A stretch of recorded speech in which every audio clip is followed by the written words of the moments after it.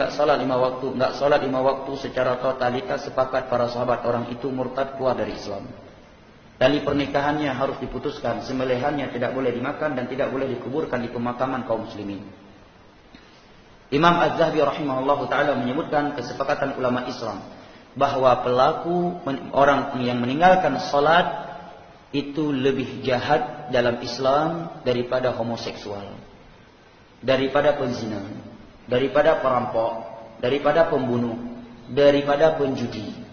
Saya kira semateri-materinya wanita sekarang dan semateri-materinya wali wanita sekarang, saya kira nggak akan mau menerima seorang lelaki sebagai calon menantunya, atau bagi si wanita calon suaminya yang ganteng, tampan, kaya, baik, tapi tiap hari kerjaannya hisap sabu, bandar sabu, homoseksual, tiap hari berzina.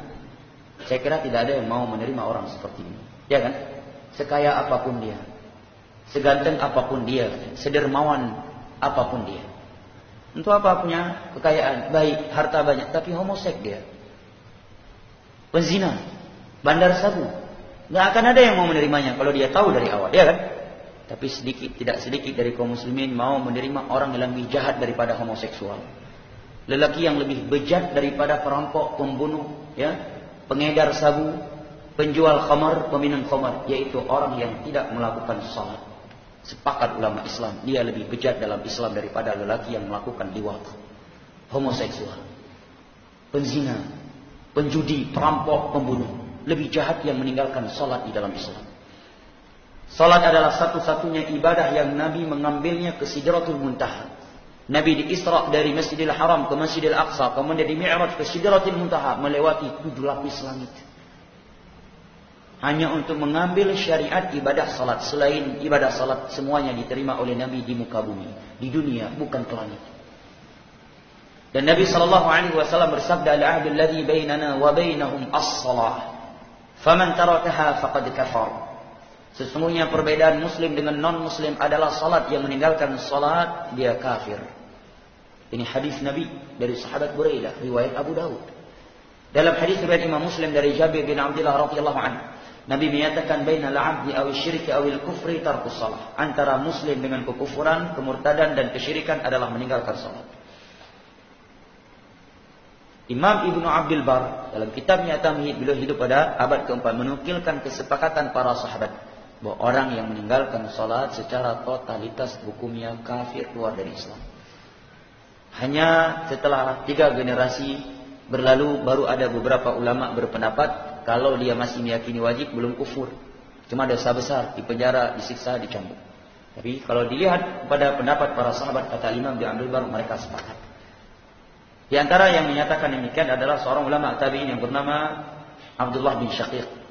Beliau menyatakan, kana sahabata la yarawna tarka syai'in minal a'mali kufrun illa shalah. Para sahabat Nabi tidak pernah menilai dan berpendapat meninggalkan suatu ibadah dapat mengeluarkan seorang dari Islam kecuali salat. Saking besarnya masalah salat ini, Nabi Ibrahim, bapaknya para nabi, bapaknya para rasul, yang telah Allah beritakan kepada beliau bahwa anak keturunannya itu dari orang-orang yang ada dari kalangan nabi dan para rasul.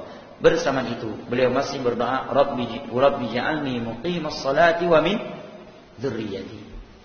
Ya Allah, jadikanlah aku dan anak keturunanku dari orang-orang yang menegakkan salat. Pentingnya masalah salat ini, Allah memerintahkan kita untuk memerintahkan keluarga kita melakukannya. Bukan sekedar kita, wa'mur ahlaka bis-salati was-sabir 'alaiha. Perintahkan keluargamu untuk melakukan salat dan tetaplah kamu bersabar dalam memerintahkan mereka salat. Karena besarnya masalah salat ini, anak di umur 7 tahun sudah diperintahkan oleh Nabi agar kita memerintahkan dia melaksanakan salat. Muru auladakum bis-salati wa hum abna'u 7 sinin. Perintahkan anak-anak kalian salat ketika sudah berumur 7 tahun. Wa qribuhum 'alaiha li'ashar, dan pukul dia kalau enggak mau salat tatkala telah berumur 10 tahun.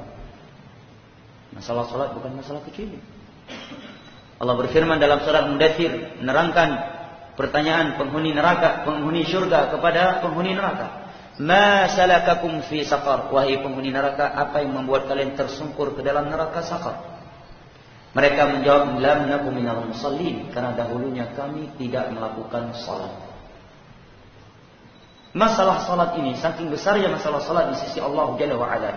Jangankan meninggalkannya, melakukannya di luar waktu atau tepat waktu, hanya saja dia dengan sengaja tidak menerapkan wajibat dan rukunnya, Allah ancam dengan sebuah lembah yang ada di dalam api neraka.